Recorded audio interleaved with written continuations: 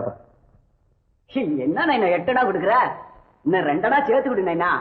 ஏன்பா பேசுனது அவ்வளவுதானே? அதிகமா கேக்குறிய?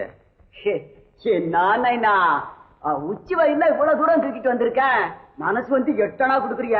நல்லா இருக்கா? இல்ல சொல்றேன், உனக்கே நல்லா இருக்கா?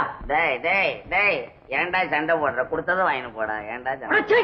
சும்மா கடனா பிச்சைக்கார பையல. பாத்தியா பாத்தியா, பிச்சைக்கார பையன்றான் பாரியா, பிச்சைக்கார பையன்றான். இவன் குபேர மச்சான். பொட்டி தூக்கின்னு வந்து 8 அணா வாங்குறான் பிச்சைக்கார பையன். ஒண்ணும் தூக்காமே சோறு வாங்குறான். உன்னை விட பெரியவன் தான் போட.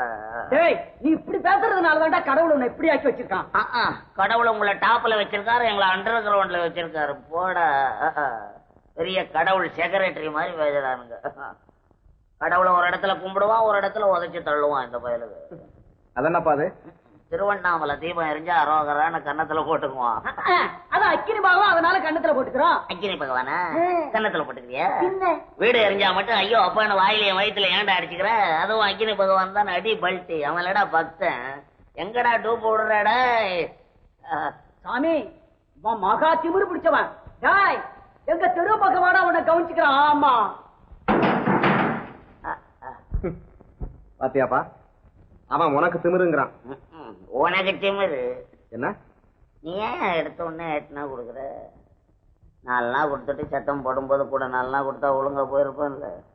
எடுத்த உடனே 8 அணா கொடுக்குறேன், அதான் குடையிறான் உன்னை போட்டுக்கிட்டு. அது இருக்கட்டும், சோத்தை போட்டு போறேன். எப்பா வீட்டுல யாரும் இல்ல, வந்த உடனே போட சொல்றேன். சரி சரி, சோறு போடுறதும் போடுறேன். கொஞ்சம் கறி சோறா போடு தம்பி, சாப்பிட்டு ரொம்ப நாள் ஆக்கியப்பா. அடடே, நாங்க கறி சாப்பிடறது இல்லையாப்பா. ஏன் வீட்டுல பத்தியமா? இல்ல, நாங்க ஜீவகாருண்ய கட்சியில சேர்ந்திருக்கிறோம். அடிச்சாங்க திங்கிறதுக்கு கூட கட்சி வச்சுக்கிட்டீங்கடா. எவ்வா எவ்வா, ஜீவகாருண்ய கட்சின்னா என்ன தம்பி அர்த்தம்? அதாவது உயிர்களை கொலை செய்யக்கூடாது. நீங்க உயிரை கொல்றதே இல்லையா? இல்லையே.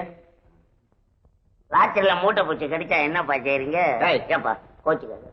உனக்கு உண்மையிலேயே திமிருதாண்டா. கோச்சுக்காதராப்பா. இதெல்லாம் சொன்னா சோறு போடுறீங்களோ இல்லையா? இது வேற தகராறு.